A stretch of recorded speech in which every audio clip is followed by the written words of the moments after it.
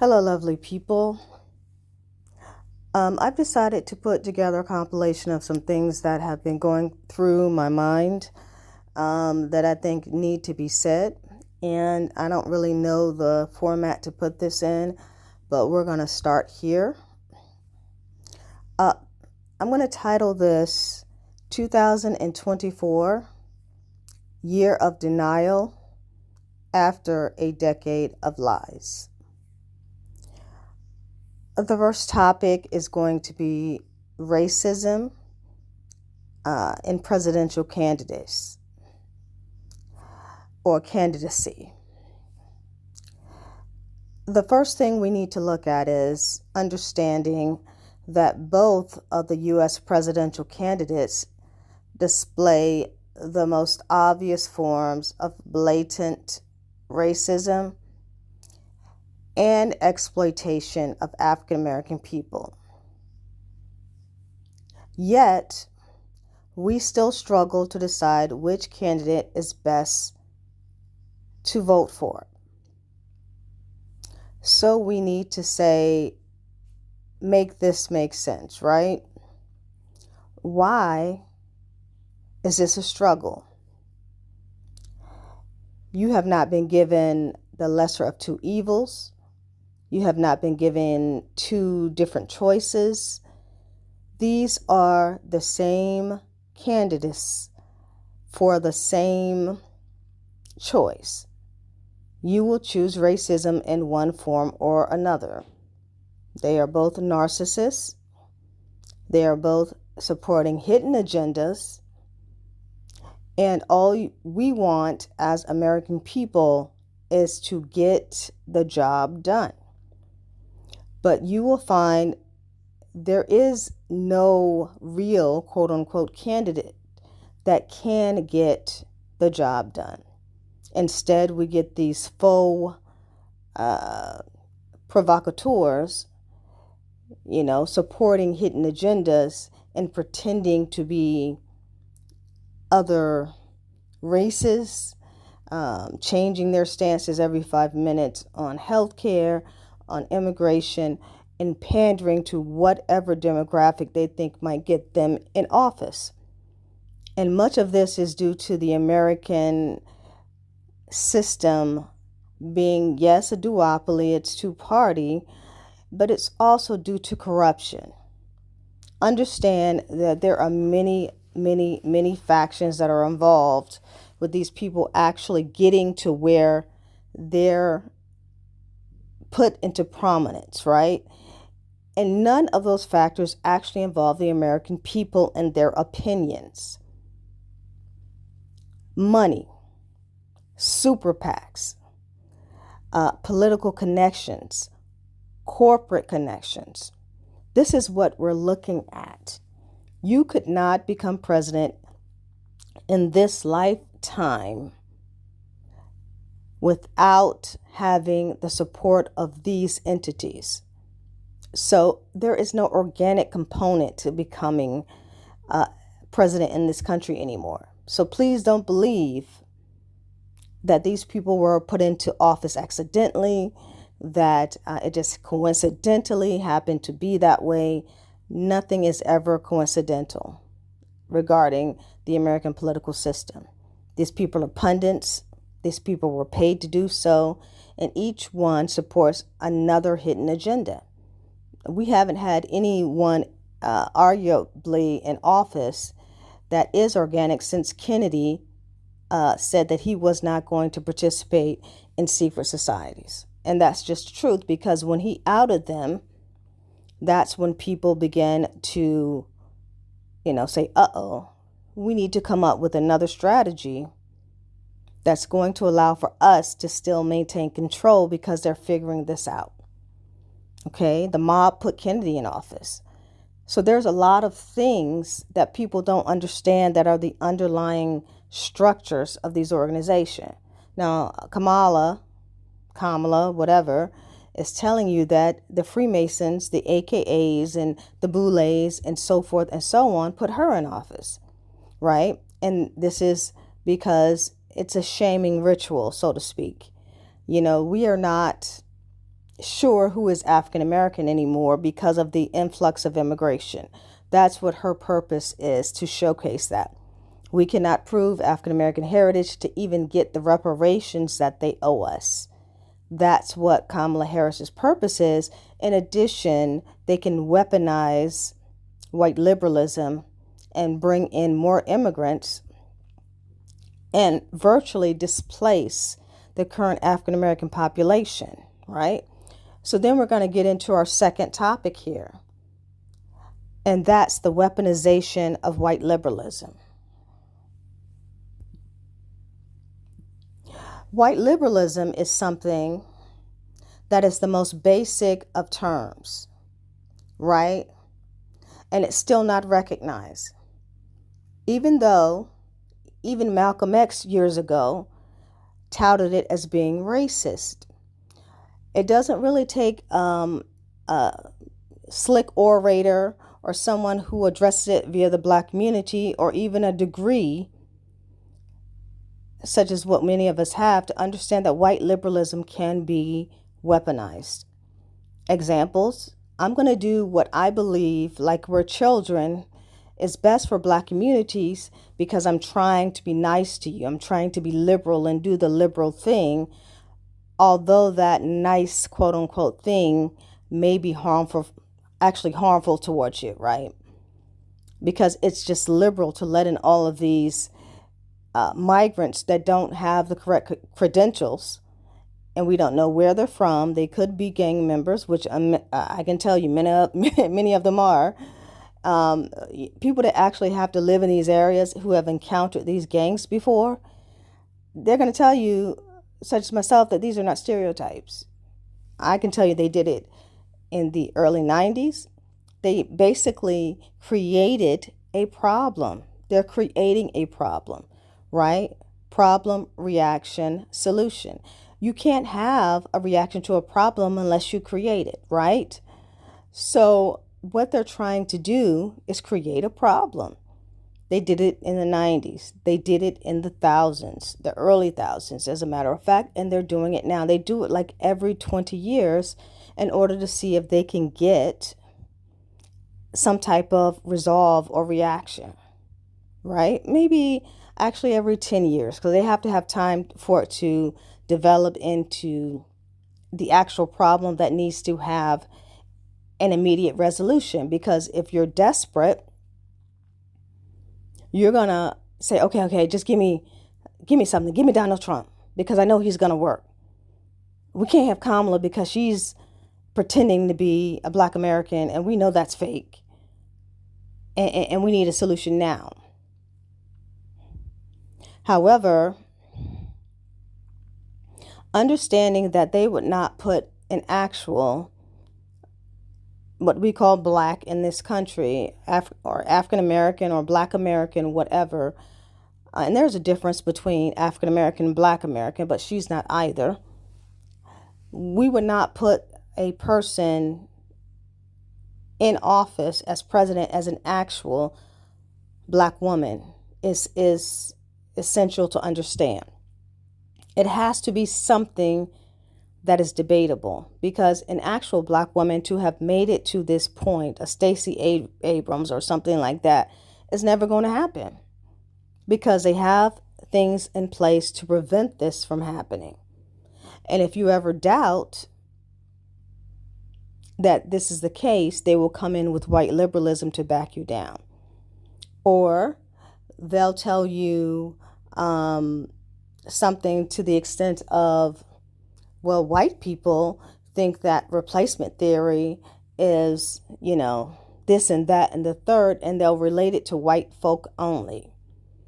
It's a strategy. Therefore, you feel like if white folk are bigots, then they're going to think you're a bigot for actually just protecting your integrity, right? It's white liberalism. It's gaslighting. So whenever you speak up, you feel self-conscious, even though you know that it will affect your community adversely. And it has in the past. It's not all immigration. We are a very diverse community, and we invite a large number of immigrants into our community. We're known for doing that. But what has happened, in all honesty, is an exploitation of the African American community because of that. And we've started to understand how some of the immigrants and migrants think towards us. We did not know that they do not like us. It was not taught to us that people automatically are going to be bigoted towards us. But because of colonialism and neocolonialism in places such as Africa and the Caribbean, they've been taught a narrative that we are toxic. And it's very important for you to understand that these are lies. Toxicity is not something that is innate within African American communities. These are lies. And to this day, when migrants come across, they're taught that to stay away, quote unquote, from African American people because we are, quote unquote, toxic. And that's something we were not aware of.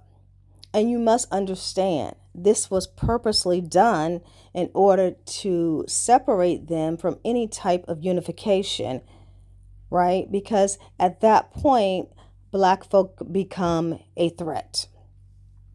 So understand that white liberalism through Kamala Harris is being utilized as a weapon in order to control African American people, right? And they have this already in place because they believe that you're uneducated and you're just going to go along with whatever the status quo is because you're too embarrassed to admit, right, what the truth is. So there's this faux Black pro-woman candidate, and I say Black liberally. I don't even want to use the word liberal. I say Black loosely. Whose juxtaposition between an extreme form of sexism and bigotry, right? She's boldly ignorant. She's word salad. She's unintelligent. And we all know that Black women are never this way because there are stereotypes in place that have been there since slavery. And we're not going to have any conference, any YouTube videos, not unless we're talking about the City Girls or something, any type of education that is even remotely parallel to not being able to speak in front of an audience if we're running for a political candidacy, right? So it's basically blackmail. We have two candidates. One, it says, well, I might be a bigot, but I will take care of immigration. I might limit women's rights to health care, abortion, and having children, but I'll take care of this immediate threat. Which is going to be a very big threat, by the way. They've already taken over New York. And don't listen to white liberals to tell you this isn't happening because white liberals do not live in these areas. And that is why it's white liberalism. It's a bull. Because people who live there, they're locking their doors at night. Some of them who are Black and African American are scared. We've seen the way the gangs correlate, whether they're organized, whether they're getting organized, and it's horrendous. If the African American gangs start working against the Hispanic gangs, because that's the two primary elements, then it's going to be, bullets flying and you have children. And that is all that people think about. How am I going to live here? Am I going to have to move? And where can I go? And these people may not have the financial means to do so. So please understand me. It is racist for this person, Kamala Harris, to ignore the problem of violence in the Black community because it does not suit her. Now, people have said she's on and on about middle class, but they've done that for years in politics, so they will not have to admit that there's a poorer class than middle class, right? They don't want to get into that conversation because then at that point, people will question, well, why do you still have these poor classes and why aren't you doing something about it? Right? So they avoid it altogether. That's just a political strategy that's been here since the early 80s. They're not going to admit it because that opens up a can of worms or Pandora's box. So she's not even going to do that. But on top of that, she's shockingly going to pander to the Black community while touting white liberalist, identity politics. We can't do this to immigrants. ICE is the KKK. No, ICE is immigration enforcement, and they have that in every single country in this world. And there's nothing ignorant about protecting the borders of your country. There's nothing racist about it. Every single country does that. I'm in Indonesia right now, and they do it. Thailand, where I just left, they do it. And they expect for you to understand this is their country. They will make it clear to you. They are very arrogant. They don't care if you're American. As a matter of fact, many of them don't like Americans or people in the West because they think that we're stupid, believe it or not. And they protect their rights above all else to the point where they call you a foreigner or foreign or whatever and blatantly have xenophobia towards you. And this is normal practice. And you may think, okay, well, they're uneducated, but their country supports this type of mentality because what's theirs is theirs, and that's the way it is. And they may jail you, hurt you, to the extreme, to the point where you have to call the embassy if you believe that you can exercise your political rights in their country. Now, this is something that's unheard of in the United States, this is something that's unheard of for people in their country to allow for this type of behavior that we have going on in the United States. They've never seen immigrants stand up for themselves and think they can get away with it. And trust me, nobody's walking over the border in these countries. Even if it's a bordering country, they're never going to do that because they'd get caught and they'd never survive any type of deportation. Or they'll never, how can I put it? They'll never get away with it. I'll just leave it at that. Okay, I don't want to make it seem like they're going to hurt them or anything, but they're going to deport them or they're going to put them in jail. So that's what we need to understand, the gaslighting.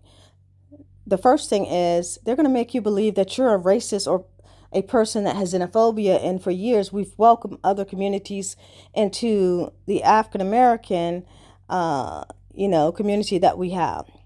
And I say other communities, I mean other nationalities. So for her herself to be another nationality, or to have been, because apparently she's not Hindu anymore, I don't know. Maybe she's biracial, maybe she's multiracial, maybe she's multi-ethnic.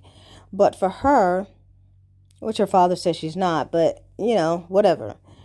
Whatever she's claiming to be now, code switchingly, whatever she decides that she is, which we know we don't allow because, number one, it's exploitation of the minority cultures in this country. And we know it's illegal in some states to even remotely think that you can change your race when it's convenient, right? Ergo, I'm going to be a Native American and get me some Native American grant money. We know you can't do that. We know you can't go and say, I want some African American grant money because today I'm going to be black.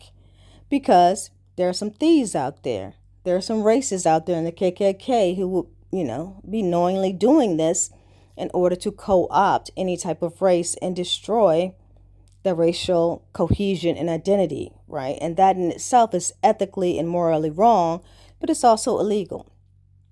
So for her to be doing this, and when we've welcomed every single race that we can think of into our community is shocking and it's absurd, right? So beware of white liberalism, not just because of the cliche Malcolm X understanding of it, but I use that because it's the most obvious way and the most simplistic way. Not calling Malcolm X simplistic, but everybody understands Malcolm X, right? So we're dealing with the exact same thing, but in two different aspects between Donald Trump and Kamala Harris, right? They will both inherently make the U.S. worse in one aspect or another. So they're two sides of the same coin. And I would venture to wonder if they are, honestly, just as we're talking about Epstein and Diddy, part of that whole Mossad agent identity or association. I'm serious, because some of these people, including Trump and Kamala, were at the Diddy parties. Go figure, right? So we're talking about Israel, we're talking about AIPAC, we're talking about the U.S. Being involved in this controllable puppet type of U.S. identity which is actually very dangerous for us, you know? So when we get into why Israel is important and why they keep giving Israel millions of dollars, it's not just because people identify with Christianity. It's because Israel actually has a controllable portion of the United States that they expect to do their bidding. You can see now that we're about to possibly enter World War III with them having nuclear weapons, as well as Iran having nuclear weapons, that we're supporting Israel and attacking. These are stupid things that would never have been done. I hate to use the word stupid, but let's just say these are very silly, dangerous things that the United States should never be involved in. We should never ally with somebody who advocates for possible nuclear war. This is the absurdity. This is the denial. We are in denial. If we are one step away from nuclear war, and no one has mentioned the fact in the press, which is controlled by this white liberal nonsense, that Iran has nuclear weapons, and so does the United States. Why are we supporting people who are attacking other people because of pride and identity? We should not be involved. Technically, that's illegal. We can be an ally to Israel, but we cannot go in and fight a war with them. And nobody who has any sort of common sense here is saying anything. It is brainwashing, right? It's gaslighting. It's ridiculous. Not to mention the genocide of the people in Gaza. Like, when in the world did we start killing people? And because that is the division line, and saying that it's acceptable. And it makes me think, not just because I'm part Native American, that we approve this type of behavior when they decided to extinguish the first Native American cultures here. Was this the mentality that Christopher Columbus, or whatever his actual name was, we know he's Hispanic at this point, whatever identity he was actually using, there's a name that the studies have traced it back to, but I don't know what that is right now, because he used 3 different names, so whatever that original name was, we know that he was a Jesuit person who came over under an Italian supposed identity, but he was actually Hispanic. And that was just part of, the Iberian Peninsula during that time. You could be in Spain and still be Italian. You could be in Italy and be Spanish, and so forth and so on. Cosmopolitan. And you had to take on an Italian identity to be able to sail. So we know these things. Was he Sephardic Jew and all of that? I can't say. But I can say that there's a lot of things in history that have been hidden.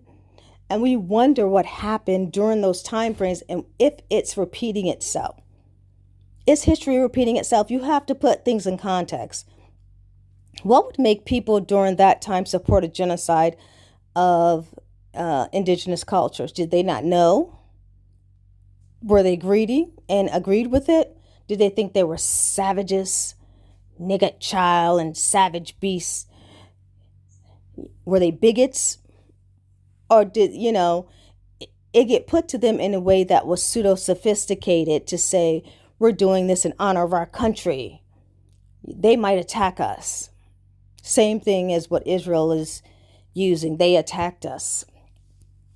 It is absurd, right? And we know that Israel has been committing war crimes. The way that it's nonchalantly painted as being normal should be scary to you.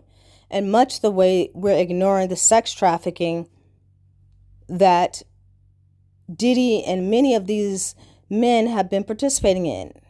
So we're going to get into that a little bit later. So we can say that either way, we're going to be further displaced in the African American community with either candidate. Now, I'm saying Trump is crazy. He might just give us reparations to get rid of us. But in that sense, he's still displacing us. He'll do one good thing and one bad thing, one good thing and one bad thing. And that's purposely being done. She'll do supposedly good things, but they'll actually be bad for the African American community, but she'll tout them, right, as being some sort of placated nonsense and try to tell you via white liberalism that we're crazy, as if we don't understand the difference between right and wrong because this person is an idiot and it is pandering to the black church.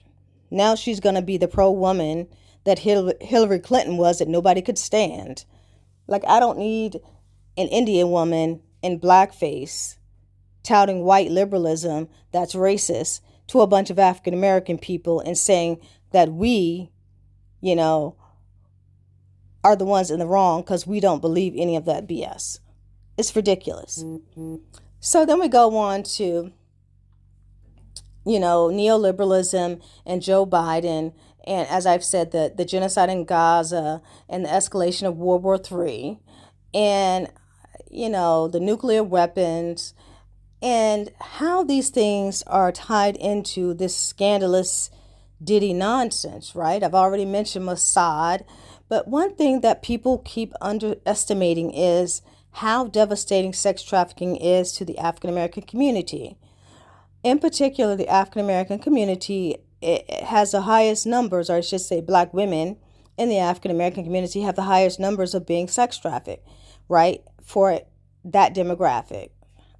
For any demographic. So it's 40%. And what it is people ignore it when it's black women, right? And that's something that we need to understand. I don't care. They're going to try to say, well, there's gay boys that get trafficked. Of course. They're going to try to say where there's, lots of people that get human trafficked. Sure. But for sex trafficking, you must understand that African American women are the largest demographic. Okay. We also ignore the fact that women are disproportionately targeted in these sex trafficking operations alongside men, say for instance the Johns or whatever, and they get arrested alongside with them, even though many of them are being forced into the sex trafficking trade. So with Diddy, the whole thing was to distract you for over a decade into thinking that wealth and false masculinity will make you, cool, will make you popular, will make you the same type of entity as those that are white within these communities who haven't done any of these things. They were given generational wealth. They were given privilege. They were allowed into, which they just got rid of at Harvard and places like that. They were given automatic entrance into these things through heritage. They were not suffering the way that African American men were. So you wanted to be them. You wanted to be popular. So you decided to run behind somebody who looked to me like some type of glorified nerd, dancing around and jiggling like no woman would ever. The most obvious gay rapper. He's always been like that. So I've always looked at it, the glitz and the glitter. And I don't even think women, and I'm not trying to be disrespectful towards LGBTQIA communities. I don't think women would do that. All of the jigging and the, the silliness with the jigging. And I think he's doing the jiggaboo thing, right? He's a jiggaboo character. And jigaboos are typically light skinned, but he's, according to the stereotype, but he's doing the jangle man. This is a very racist stereotype. That's what he's doing. The Sambo. And people just didn't get it. When he first came out, and I remember when I was a kid, I just had my daughter. I was like 20, and I wanted to go see Pac. And when he was just coming out, he just come out with Brenda's Had a Baby and When My Homies Call and all that. So he was still doing club tours. And I remember the time he came to VA and I saw him. And I thought this dude is going to be really big. You could tell. Like, you can tell when people know what they're doing. It never occurred to me that Diddy knew what he was doing. I just thought he was some type of puppet, some type of clown, and this was going to be over with soon when people got tired of it. But because they attached wealth to a black man's profile and made it popular and white people went along with it, black people became confused. It was cognitive dissonance. Hey, he's got to be better than everybody else. It must be okay. And then we got into that, what Neely Fuller Jr., the pseudo-academic, called racial showcasing, right? where he basically had maximum sophisticated confusion. I love the way that Neely Fuller Jr. used to make up terms, even though we know in academia we don't do that, but there are no terms yet to describe these things because many people don't want to talk about it. But the truth is, it's happening. I mean, there's academic terms for like white liberalism, for gaslighting, for all of these things, but to actually put them all together, right? If you were some type of agent or some type of COINTELPRO, MK Ultra, whatever new name it's going by, because we know that program technically ended in the 70s, but we don't have any idea what it actually evolved into today, right? So we're just going to say, we're going to still call it MK Ultra, program technician that you are. So people try to say, well, did he CIA? Well, if anything, he's an asset, and he's the most stupid one that I've ever seen. That's an insult to the CIA. I think he's probably just an FBI informant. Anybody who grew up in the 90s knows that these people, when they pick them up off the street, they're generally in trouble themselves. One, they'll say anything to get out of jail, a la Woody, that's in that RICO trial for Young Thug. They don't care. They'll lie. They'll do whatever. They'll scheme in order to keep their behinds themselves out of jail. And yeah, sometimes they'll get involved with criminal activity to the point where they think they can continually get away with it until sometimes they're locked up. Believe it or not, by the time they're locked up, they'll have at least a trail of bodies behind them of people they've gotten killed, either directly or indirectly. And we call those FBI clowns, right? Quote unquote clowns. They're killer clowns, actually. And we had them all through the 90s. The FBI cleared it up in the thousands. They started creeping back. And Diddy saw an opportunity because within every generation, there's a stupid period. Again, I don't like the term stupid. There's a silly period where kids are growing up. They don't know what they're doing. They need guidance. And that's when these creeps come in and start teaching them the wrong way of doing things. And many of these creeps, yes, are black men. I'm not denying there's black women in there too. But the head of these organizations,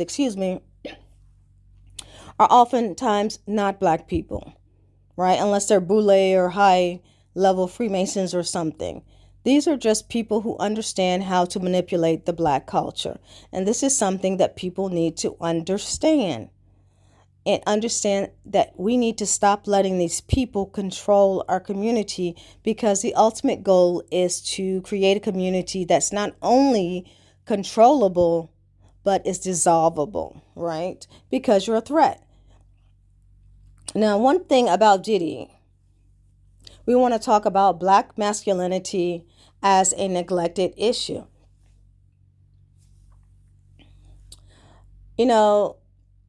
The public glaringly ignores the problem of black male masculinity. They say all kinds of stuff. They put it into context of, the kids aren't dating. And these liberals will try to say it's both white and black men. And yeah, technically there's I don't want to say beta male crisis, because then people will think I'm some type of female sexist, and I'm not. There's a problem with black men not wanting responsibility. And this is documented in the sociology textbooks as associated specifically, because he's in the textbooks along with Britney Spears, specifically with Diddy. And this has been for years. So this is not new, where he is extending the childhood of black men. It is well known. They don't want to grow up. Now, even though he is a father, he's still not mature. The image he has, parties, he drinks all the time, he exploits women, but he still has his money and his wealth. And this is what has been told to black men. This is what you can have. You can be immature forever. You don't have to deal with relationships if you don't want to. You don't have to deal with even taking care of your kids. You can make it look like you are. But at the same time, you can be out here swinging and not really kind of like women, you know what I mean? But still have this masculine father role. So this is the problem I have when they talk about we don't support black men, and every 5 minutes you're putting patriarchal black men in a situation that they're there right? Like this is Africa and we're pimping patriarchy or something. As Bell Hooks put it, we're not pimping patriarchy anymore because patriarchy is toxic.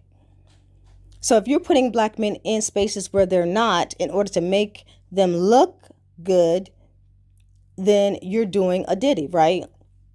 And that's the whole point.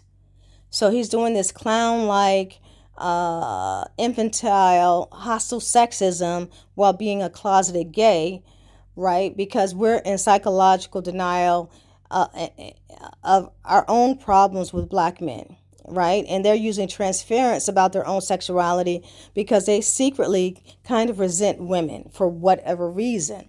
And we're ignoring these things because we're embarrassed to admit that this is happening. So it developed into this parody and satire of what men, especially in the black community, are, because it's a hidden secret.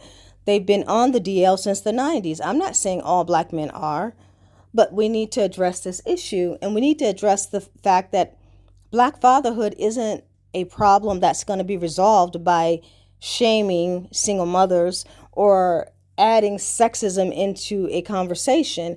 It's only going to happen when they understand that you can extend your youth by just not wanting responsibility. You can't extend your youth by blaming women for your problems, whether you're raised by a single parent or not. I found this, and textbooks have as well, that when these men have two parents, when that man is in there, the man can either do one of two things. He can become jealous of that child and compete with the male child. This has been documented and academically shown. They will compete with their sons for the mother's attention. Two, they will teach their children toxic masculinity, especially men, right? Sometimes they'll do it to women. They'll raise them as tomboys. They'll take them to baseball games all the time. They'll treat them like the son they never had, and they'll teach them to always protect black men and that men are right, even in situations where men are toxically, sexist. And I've seen women like this who internalize sexism as the norm. And it's disgusting when I see it because they don't realize that that's what they're doing because they've been groomed to a certain extent into believing that it's right. They'll disrespect other women, whether it be others so subtly. They'll never be a single parent. They'll always be married because they think that's what their father taught them is the right thing to do. But you understand, on the other side of the coin, they will also hide abuse, right? They'll put up with cheating. They'll put up with sexism in their own relationships. They'll be in denial their whole lives. And it will constantly be a situation of, I'm afraid to shame my father, even though these things are going on. They'll even go against women who say things in the black community about these things that are happening because they're so ashamed, right? Even if it's happening in their own lives. So we must understand the toxicity that is there and not be like, oh, this is feminist, this is this. There's a difference between white and black feminism, as I've said for many, many years. There's a difference between intersectional feminists. We even have intersectional feminists that are divided on colorism. So please don't think it's a simplistic thing that Amber Rose and Slut Walks represents black women. She does not. I've already mentioned how that hurts black women, and the slut shaming that's done in black communities is intersectional. It's both racist and sexist, specifically. So understand that the difference is something you have to do. I can't tell you that intersectionality is not about gender. That was a specific agenda that was put forth, and you should recognize that by now, right? Everything, as Neely Fully Jr. used to so eloquently put it, is maximum sophisticated confusion, right? So after we deal with this unfunny parody and satire for at least the last 10 to 15 years from Diddy, dare I add that black femicide, right? Black femicide, the killing of black women, is associated with that same sex trafficking and domestic violence that Diddy has so eloquently, or I should say uneloquently, showcased, right? Racial showcasing. So we saw domestic violence. We saw the beating of women. We have the rumored killing of Kim Porter and a number of other people who have mysteriously died around this person, allegedly. And we still ignore the fact that African American women and indigenous women are the most killed in this country. there's a black femicide, right? And I've already mentioned that we have 40% of the sex trafficking victims as well. You feel self-conscious sometimes even as black women saying this because you don't want any unnecessary attention.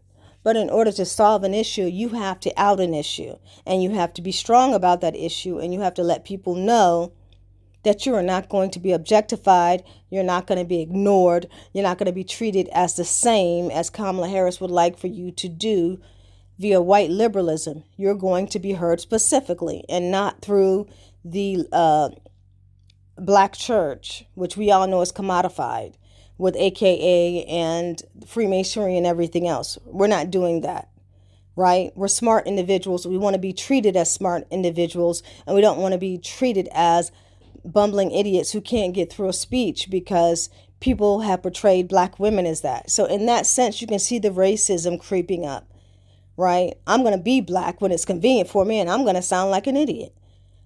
That in itself is insulting to anyone's intelligence, and I don't think I need to go any further on that, right?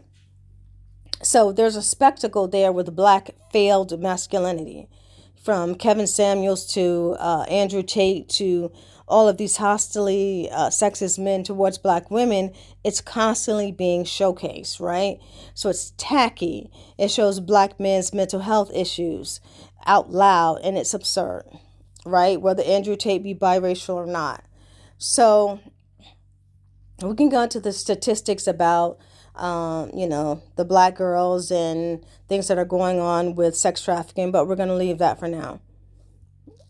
So what happens a lot of times in these situations is Kamala Harris will say, well, black men this and black men that. This is not a situation where it would be appropriate to have a black man support a woman who's not really a black woman, right? So this is the parity.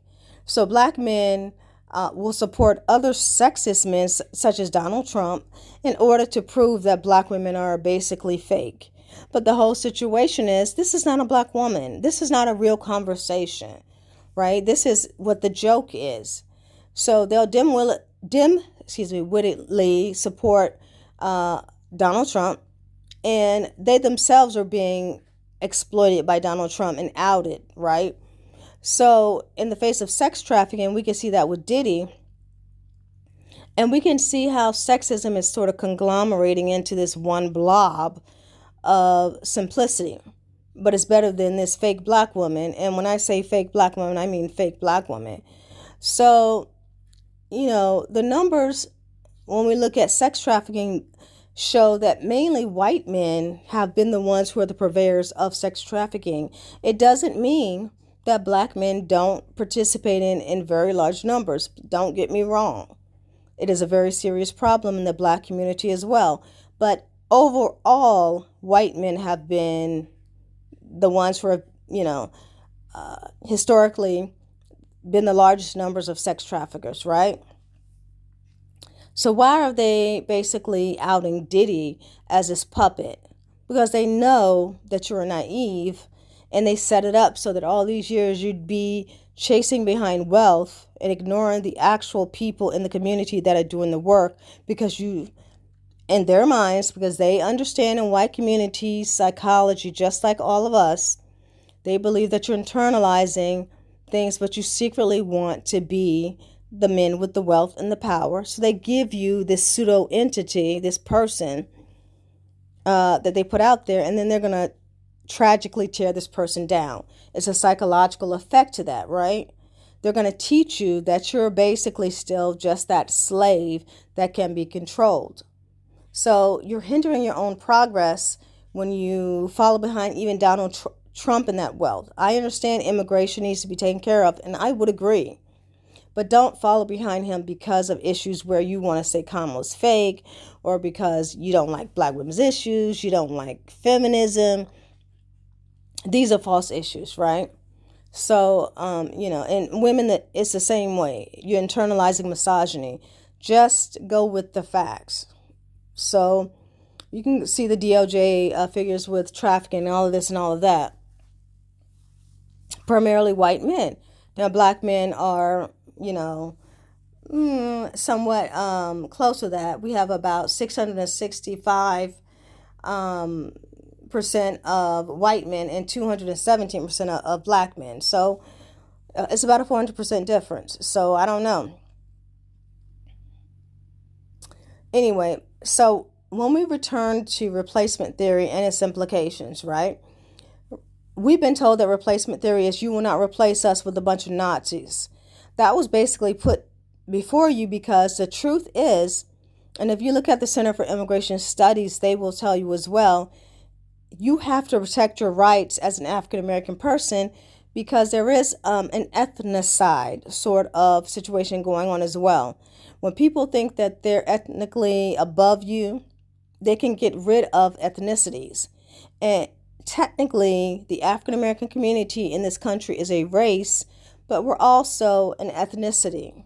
So if they decide that they want to be ethnically above us, whether it be Hispanic communities, whether it be Indian communities, we're always going to be in competition with another ethnicity that comes across the border.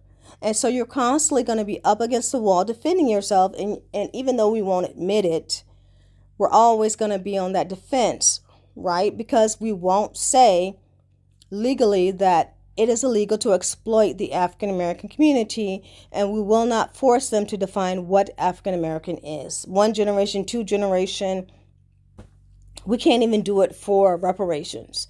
That's the bottom line. We will constantly be exploited until we force law that says Kamala can't do what she's doing, and neither can anyone else that comes across the border because of the history of slavery, right? And we can say, okay, it cuts off at this date, this point only these people will be considered African American people. We have to do that, and it sounds silly because if you don't, it's not though, because if you don't define it, we will be exploited until the end of time. So basically, this replacement theory has been overblown and overstated as being a part of white supremacy. So we feel silly saying it, but the truth is, it's sort of like an ethnocide, like a genocide of African American cultures, because we can be dissolved into any other ethnicity at any given time, right? Or replaced. And even though it's done subtly, right? And I'll tell you, there's no way we're going to replace African American people. That's silly. The Clinton white liberalism bull, don't believe it. It can be done. It will be done. And if the numbers are, telling we aren't having as many babies as we were before, it can easily be done. Why? Because African American people stand up for themselves and they want a more docile, quote unquote, community to be able to control ethnically, right? It's been seen in Latin America through their colonialism. It's been seen in India. People will lighten their skins. They will straighten up. They will act right. And many parts of Asia, they want people to conform to begin the white worship. They don't want us. They don't want smart people. We're too much trouble. So is this something where by 2050 we will see the minority communities replace white communities? Yes, that has been sociologically proven, okay? No one's denying that. However, them being threatened isn't the problem, right? The problem is us being dissolved and us being part of that threat, irregardless of what they want to tell you. They wouldn't target us. When I say they, I mean immigrant communities or white communities if we weren't a threat, right? So first and foremost, they must take care of the threat. So when you say, "Oh, you shouldn't be a racist against immigrants," they're you're absolutely correct. And if they say it, but they're absolutely correct. But we shouldn't allow for an objectification of African American and lower class communities where it's going to escalate into violence because of just illegality, because of chaos, because of bad governance, and because of blatant exploitation of African American communities. That should not be allowed, such as in Chicago and places such as that, right? So understanding in India, where Kamala's people are half from, she says Jamaica, whatever, there's a caste system. And there have been colonial systems in place for many, many years. Many people understand on her birth certificate it says white. I've explained already, Brahmin cultures in Hindu have to be white. This is how embed the colonial systems of white supremacy are, right? And ironically, that would be paradoxical towards the African American identity, and that would be a parody of sorts if I were the type of person, just putting that out there. But also, there's a danger I've seen in Canada that Justin Trudeau is going against the Indian community in some way, and there's some outrage because he's some type of puppet as well. If we were to get into any of that situation, as if we would really put them above the American identity, but if that were the case, then we'd have Kamala there as a puppet to, oh, let's let all of these Indian people come into the U.S. Now, they're already here in tech and at Google and so forth and so on, but in a sense, I see the hostility that the American culture has towards them, and I think that it's wrong. But I also think that there's this yearning, such as when Mindy Kalik's brother decided he wanted to, quote unquote, become black and do this experiment to get, black grants and things, which is illegal, and decide that I'm going to be black for so long of a period of time just to shame black folk because we don't know who we are. Instead of just being very nice people who invite other people into our identity and culture, we became stupid. And this is what some people in India do. They internalize racism. And I think that's what they secretly want, to have this identity of, white power, because they've been taught that they're above the black identity. And this is important for us to discuss, not only with Kamala, but other people as well. Black people tend to be very ashamed to discuss things regarding race, and we need to discuss them head on. For instance, Kamala has done things with Mindy Kaling, cooking segments and so forth, and she's never addressed this. It's been said, oh, her brother has been shamed out of the family or something. Well, Kamala needs to address this issue. What are you going to do about people that come across that border like yourselves and just decide, well, I have some sort of black in me through slavery, maybe. We don't even know. And then today, I'm going to be black. This is something that needs to be discussed openly. It's not just Trump. It's the offense of exploitation of the black community, right? It's offensive. We know that multiculturalism, which Kamala is touting, is failed, right? We are no longer a melting pot. Sociologists have proved it for years. Multiculturalism is a failed idealism. We are no longer a multicultural culture. I'm sorry. We have different identities, but every identity wants to be separate. And when I say that, we have people in the United States that don't even like the United States. They don't like black people. They just want the money. They want capitalism. They want the opportunity. And that's where we get the immigrants that come in. They compete with what they want to perceive as being a failed black culture, the African American community. Like, don't associate with them. They failed. They were slaves. They're half-breeds or whatever name some of them call us in Africa and other countries. This is the internalized racism that colonialism caused them to have, and which causes rifts in our community, but also makes America a failed melting pot, right? So as we deal with colorism, colonialism, and all of these structures that have killed literally the indigenous cultures in Hispanic communities, Latin American communities, Central American communities, these things are now here. And we've discussed this at length about things that are happening in California. I've lived in California, and I can tell you those things are true. There's blatant racism, there's subtle racism, and it's sort of like this ethnic diversity type deal where, just as I discussed, you will live in one or two particular areas as black folk because we are considered ethnically inferior to some of these cultures that have not gone through racism, right? We have more crime, we have more this and that. It's something wrong with our community. We have to live in Oakland, we have to live in Long Beach. And so we have these entertainers that have come out to make these areas cool because and there's nothing wrong with that. We're very, confident in our musical abilities and things of that nature. but then it becomes the only thing that we're associated with, right? So we have to deal with this when we're talking about immigration. We're talking about Kamala Harris. We're talking about Joe Biden. And the fact that they blatantly let all of these illegal people into this country, which everyone is afraid of. Don't think I could go to another country without a visa, paying hundreds of dollars, being treated like I don't know you. I mean, literally, you have to hold up your passport to get a SIM card in these countries. It's crazy. You can't go on their websites, even if you have an American phone number, because they consider American people or anybody the same as being different from them, a foreigner. So it's indecent for us to extend liberties to people that don't do the same. No other country is going to do that. So it does bring about, is Kamala a communist? What is she up to? Is she a Mossad agent? What's happening? I don't see her as an Assad secure type person, excuse me. I don't see that, right? I don't see it. And I've been an African American activist for years. I've never heard of her. I think she's just a shill.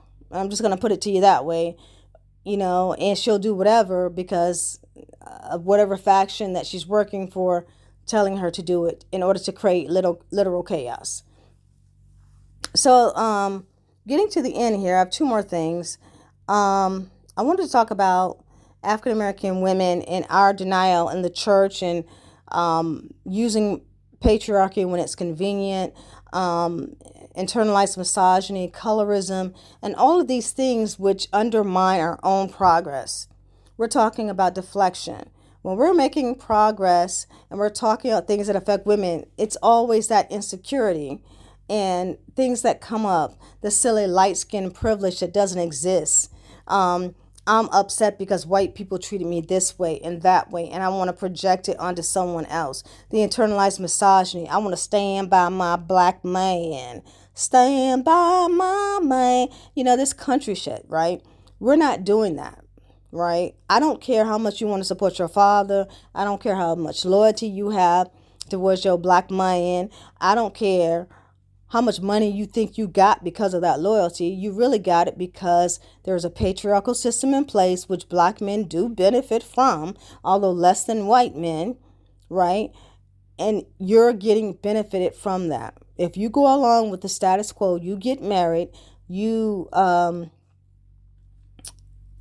the talk but don't do the walk, and you know what I mean? You just kind of hide. Yeah, I'm married now. I'm married up now. And we both got our jobs. We going to church. We every day, every Sunday, yes, sir, yes, ma'am, got our 2+ kids. And behind the scenes, you cheating. He on the DL. Maybe, God forbid, they be a Diddy. You got minors underneath the pulpit, which we saw growing up in the 80s, because all this is just a repeat, right? We're repeating history.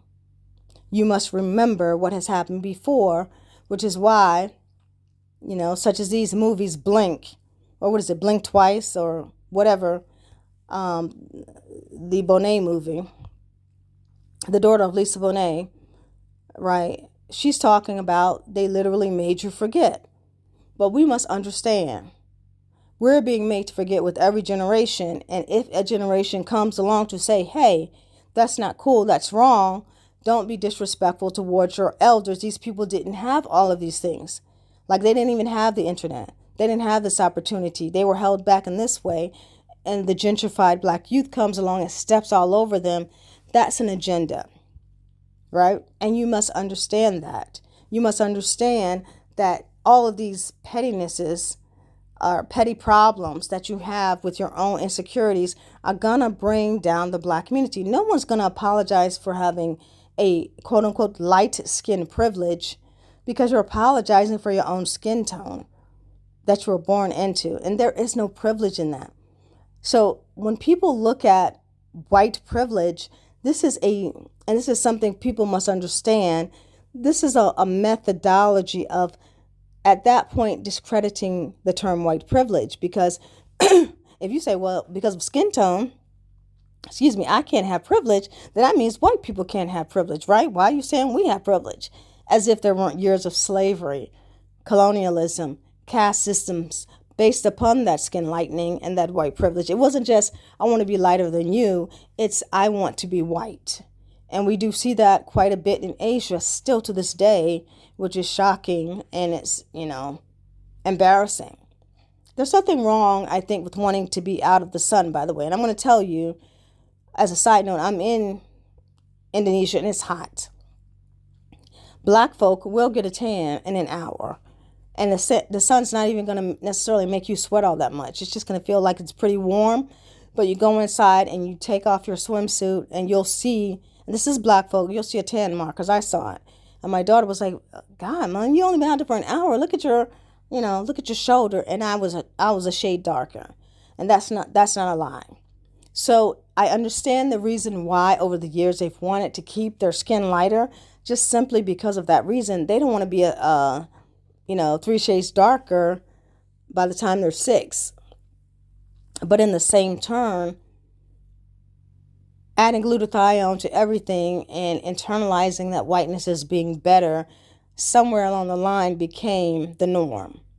And that's when we need to re-examine, hey, we need to stop doing this. We need to put this in terms of scientific methodology. Let's do this to avoid skin cancer. Let's do this for all skin tones. Just as I said, let's make this known that, yes, the sun is very hot and you may darken. Please make sure that you're taking the appropriate steps to understand that when you're out in the sun, and give scientific terminology behind it. So that's something that is still a problem. And I've never said that colorism did not exist. That's not light skin privilege. That's not going back to the 1800s and the light skin pinky society and whatever, the blue veins and all of this stupid silliness. This is 2025 and you are angry because of things that were done in the 1800s, because you're too afraid to face white folk and say, please stop thinking that your skin color is better than mine. And I'm not saying black folk don't participate in it, but I am saying that's not the primary reason that you're having problems. And every light-skinned person you have isn't going to sit down here and apologize to you. And I've used many a time the fact that my mother is dark-skinned, very dark-skinned. And my father was light-skinned. They were both African-American, but that's not the point. When you see me, you don't know if I'm biracial. You don't know, because I have Indian in my family too. You don't know, if some light-skinned people, you don't. I'm not going to go and say, oh, I apologize for being light and offending you, great mother, even though you weren't all that great. That's abuse. And I'm serious.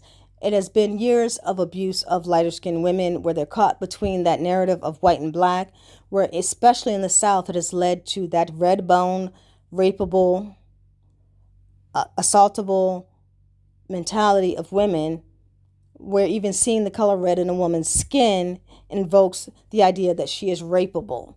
And I will not allow any of that. I will not allow the self-esteem of any woman to be lowered because someone else who is darker skinned has had their feelings hurt by white society. Period. It's not sociological, it's not psychological to say light skin privilege. There is no term light skin privilege. There is, historically, colorism has been associated with discriminating against darker skinned people. Yes. But colorism can be associated with discrimination against lighter skinned people because of this type of insecurity that you have.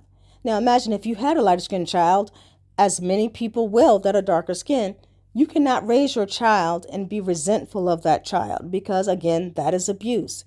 And you must think in terms of reality. This has been a problem in the pedagogy of black communities. We cannot get it together. Time is up. Rent is due, right? And you got to pay it. So dealing with things such as internalized misogyny, Andrew Tate, Kevin Samuels, Bill Cosby, blah, blah, blah. Well, he didn't do all of that stuff. That was ritual. How do you know? If it were ritual, how do you know they didn't do it?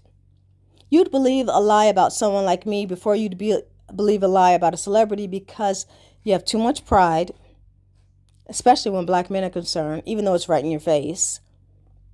You have too much riding on them making you look good to white communities, and you don't want to believe that patriarchy has failed you. Because at this moment, we're being exploited by both black and white male patriarchy. You have to stop the patriarchal exploitation of black women, period.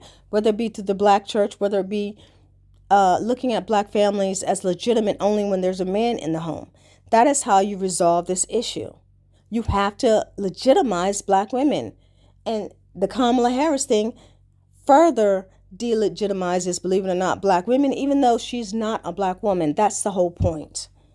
And I think we need to stop doing that. Like, if we're going to be better educated and not get the jobs, if we're going to be treated like maids, even though we're the ones who own the households, we're the ones that are doing the renting, who have hired the maids, right? I just saw a special the other day about a doctor who was a black woman doctor, and she went into a white patient's room, and the white patient consistently treats her like the housekeeper, not even the nurse. She went over the symptoms, explained it to the patient, was very patient, was very calm and thorough. And the woman, calmly said, well, when are you going to clean up this mess? After this black woman doctor did all of this, she didn't even pay her any attention. She was admittedly the type of doctor that would clean up behind her patients from time to time, excuse me. But this woman ignored her because we're still seen in that context, and it hurt the woman's feelings. And she's like, I'm so sick of these people treating me like I'm the damn maid. And I would think after 7 years of medical school plus, I probably would be fucking sick of that too. And I get that same connotation. Even if you do the same things, you still get treated like the other, the lower status. And it's done consistently in white communities, in any community that feels like they can exploit African American people until you prove otherwise or stand up for yourselves. And it's shocking. So until we prove that we're not Indian, until we prove that we're not stupid by putting someone in office who's going to equally exploit us just as much as Donald Trump, then we're stupid until that point is proven. Again, not liking the term stupid, we're silly. So I'm just trying to say this, right? There are people in the black community that go along with this gaslighting, so please be aware of that. You guys know I have a Master of Public Health degree, and recently I mentioned, as an example, the explosion in Georgia of the chemical plant. And there are some people online who are posting about coughing up blood and having very serious symptoms, and 80 people in the emergency room, and very, very serious allegations here of poisoning, right? And they have a message on the site, because I looked it up, to call the poisoning hotline. But that's it. There's a couple different news segments in Georgia, and I have people looking at me like, why are you interested in what's happening in Georgia? Why the hell are you interested in what happened in Flint, freaking Michigan? You know what I'm saying? Why the hell are you interested in Aaron Abrakovich, or what's her first name? Yeah, Abrakovich. I can't say her name, but you know what I'm talking about. Why the hell are you interested in that? If these were white people, would you be more interested? And these are black folks saying this. Like, why are you being nosy? Like that's your field or something. It is my field, dummy. At least one of them. I have a sociology, a psychology, and a Master of Public Health degree. It's not that far-fetched. But it's also something where anybody in their right mind would be concerned about this. Imagine you lived in an area and people primarily were black, and they ignored you. You were coughing up blood. You had symptoms that are pretty much going to be with you for the rest of your life. People have a higher incidence of asthma, and it's called environmental racism, people. There's an actual term in the social justice portion of public health, which many people don't know about, where there's Cancer Alley, where specifically black folk have been targeted for cancer by these same type of tactics. spilling chemicals. Wake up.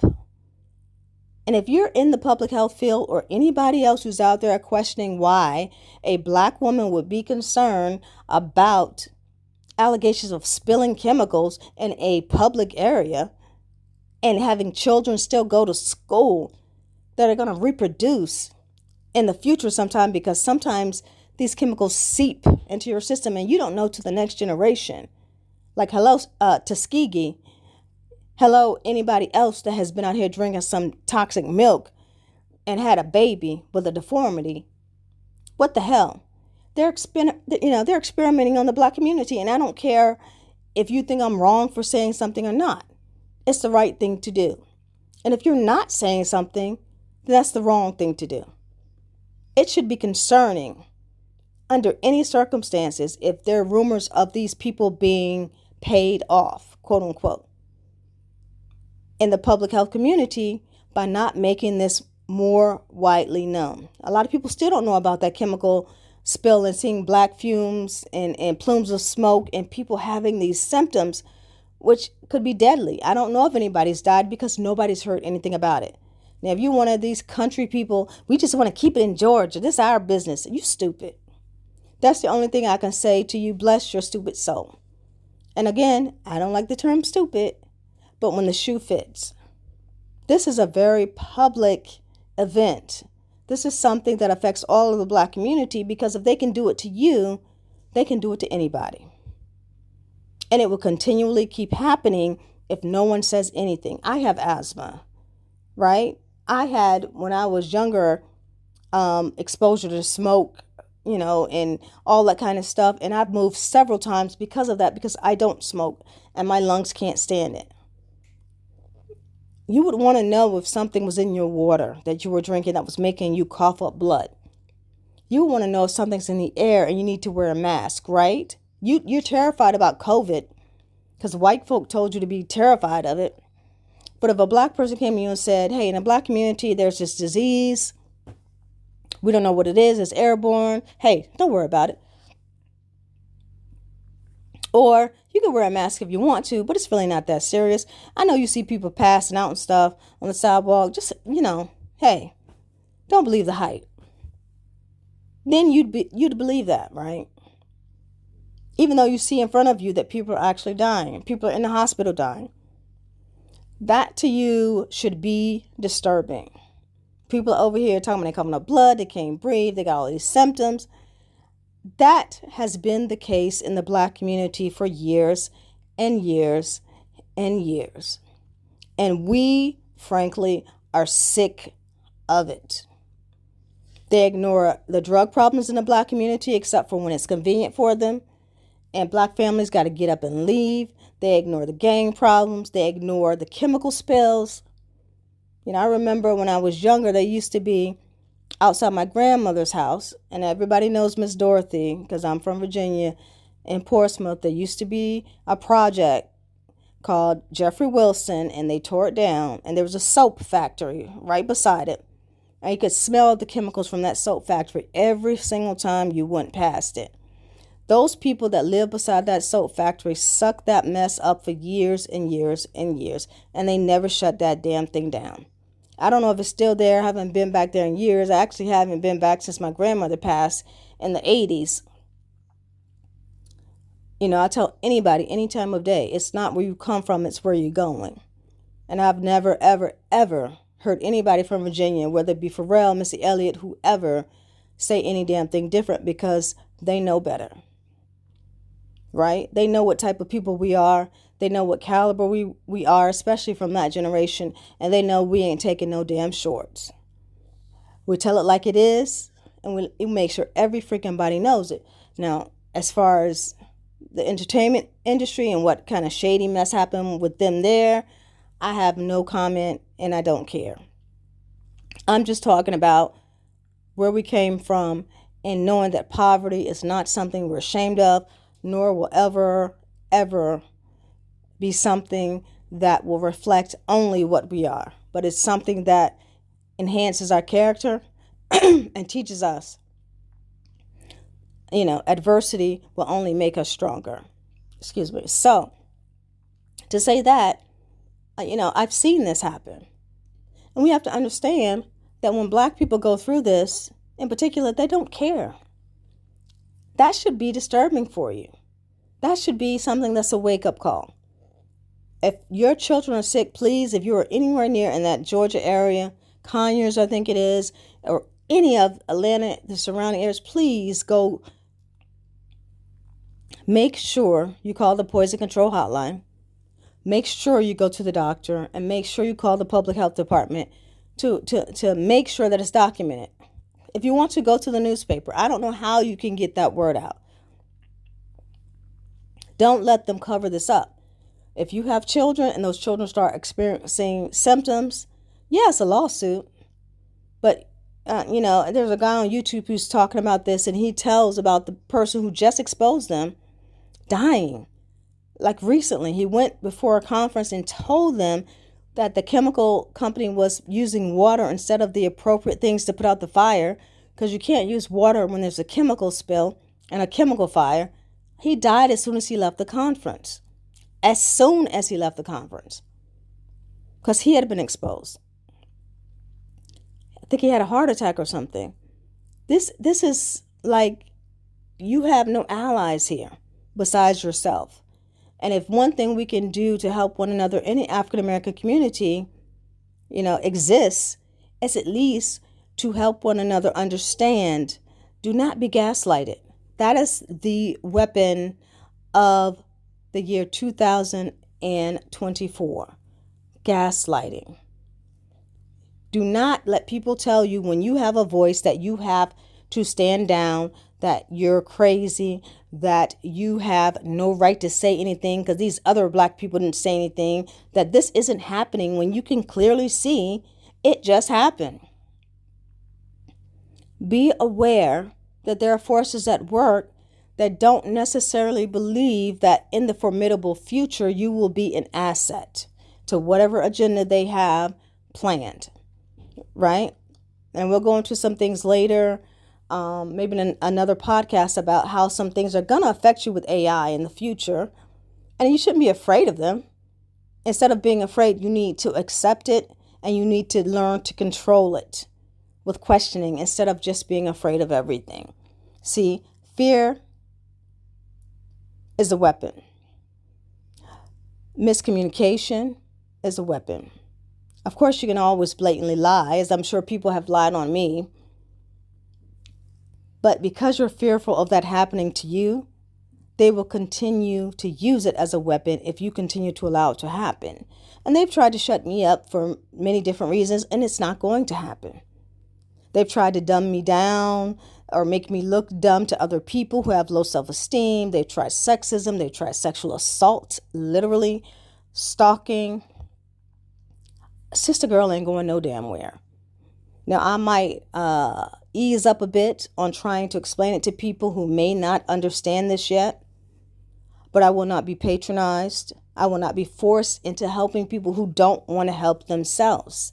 In the Black community, it is essential that you understand these things. You have to participate in your own furthering of knowledge. I can't be like, this is the way it is, and you're going to learn it, and I'm going to keep shoving it down your throat, and no, I can't teach you if you don't want to be taught. I can't make you do things you don't want to do, and I can't make you do less deflecting. Oh, God is going to make it all right. All I know is, God going to do it, ain't he? Yeah, come on. Come on. We are all aware that there's a part that we must play. Well, I voted. Yeah, but I just told you that you don't have a real candidate to vote for. Well, I did something. That's all I could do. I understand sometimes things are out of your hands, but sometimes they're not. Sometimes you're just fearful. So even if you just speak up like I'm doing, even if you just explain things, you don't have to be a teacher like I am. You don't have to be an intellect. You don't have to be a scholar.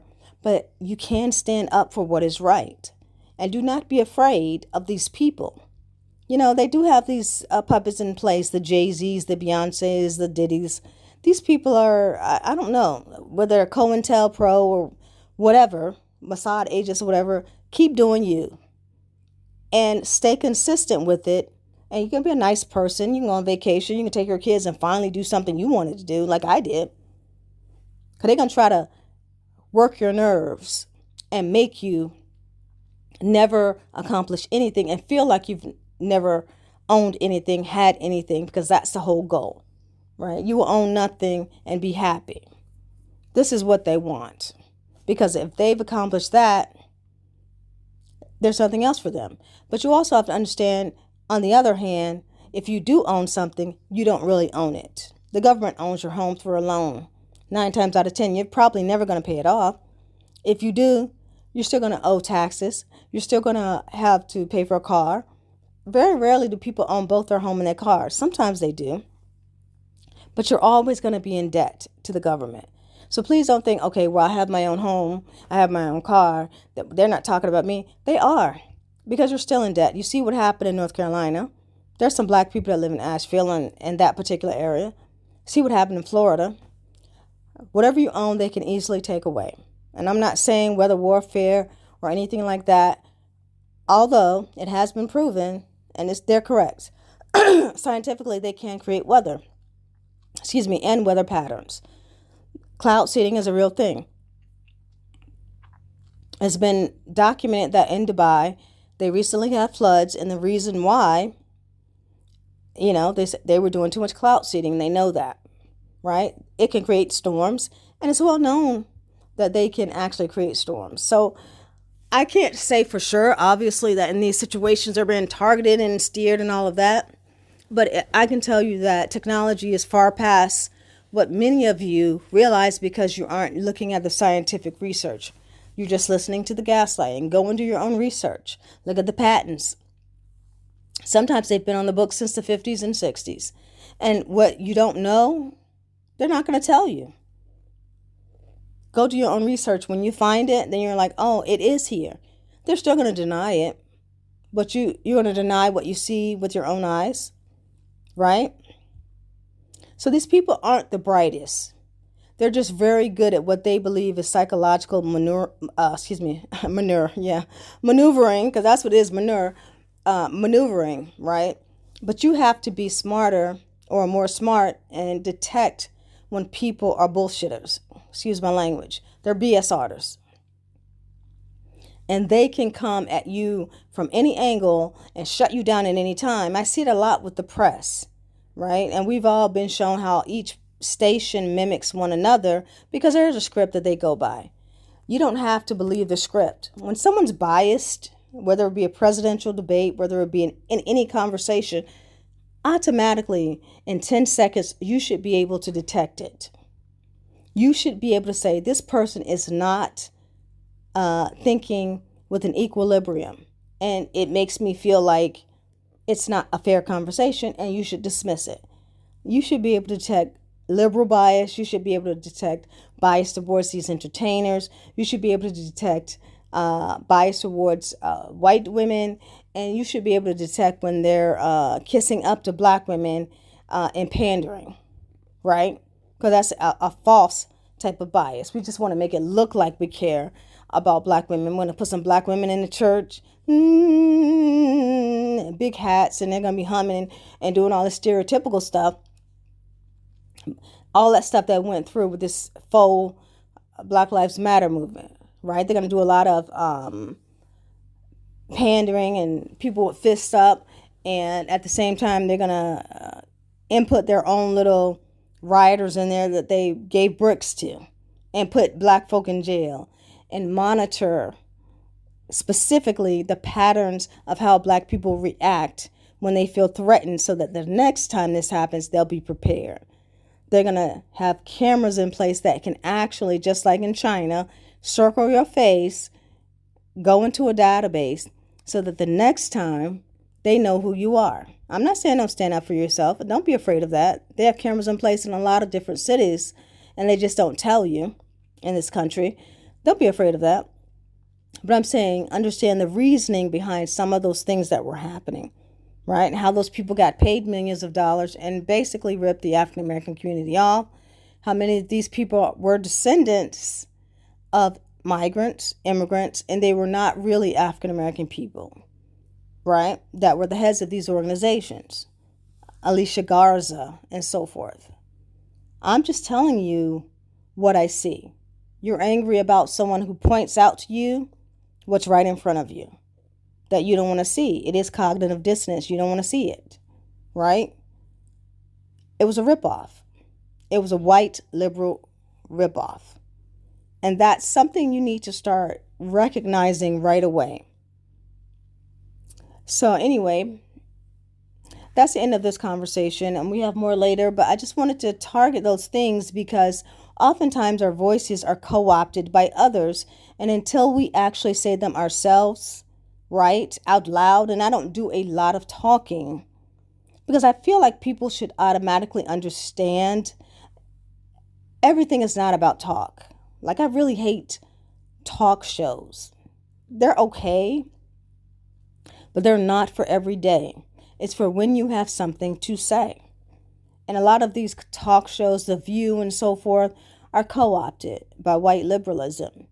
You're not going to get someone to tell you the straightforward facts, but you're going to get a lot of propaganda. You're going to get a lot of opinions that are leaning towards one way or the other. And that goes for Fox News or anything else, leaning in the other direction. So you want a non-biased point of view that teaches you to think for yourselves. Excuse me. Sorry, guys. I've been doing a lot of talking. I don't have any water. So I'm going to go ahead and end it right now. But, it's a good place to start. No matter what I say, there's always someone who's jealous, who comes in with this immaturity, as if I'm going to be in front of a classroom and have some kid heckle me. Because that's what it's like. You always have, though, the racist, the narcissist, the sexist. It's almost like they're characters, caricatures, really, that will come out of nowhere and try to criticize. Just know, I'm going to keep on coming. If you think I'm a maid and I'm going to clean your house, I'm going to come in there and teach you something while I'm doing it. If I got to get a job and that's the only way I can make money and support my family, and I got 3 degrees, and that's what I'm going to do. But you're not going to dismiss the fact that I got 3 degrees. You're not going to treat me like I'm stupid, and you shouldn't be treating any person of any type of position as if they're unintelligent, right? And that's the point. Unburdened by what has been. I mean, are you serious? Because you will be burdened by and unburdened by. I mean, this is what black women do, say the same thing over and over again and have a whiny tone, talk through our nose and don't really say anything. And we can't tell the difference because there are light-skinned women of whether or not I'm really African-American or not. And, it's a bunch of gobbledygook and we're secretly working for white liberals. These are parodies. We're secretly stupid and they helped us get everywhere by sleeping to the top because we're all secretly sleeping with people, behind the scenes. No black woman actually did any of the work. And all you have to do is pander to the black church, which she recently did, Kamala Harris, and that makes you a viable contender for office in any sort of political figurehead. Understand that this is just not even lightly veiled racism. It's just racism. It's just sexism, point blank. And these things will try to be attached to black women because it was shocking the way she attached herself to black women automatically. Because now this is what we all are, and it's a smear campaign. They've been trying this for years. I don't know. Perhaps her and Diddy are both a black shaming ritual. But the point is, if you drink the Kool-Aid, then it will be our only way of being remembered. And that's up to you, right? We are in denial. And we need to come out of this denial in order to make any progress. So that's all I have to say. Thank you guys for listening. I will talk to you guys later. And I hope that you guys have a great rest of your day. I'm out. Oh, by the way, for those of you guys who do not know, I'm Alicia M. Gray or A.M. Gray. You guys can find me at aliciagray.com. You guys can drop any type of donations that you want. Please feel free. You can visit me on my Twitter. It's real Alicia Gray, or my ex. And also I'm on Instagram, same handle, real Alicia Gray. Anytime you guys want to reach out. All right, I'm out. I'll talk to you guys later. Bye.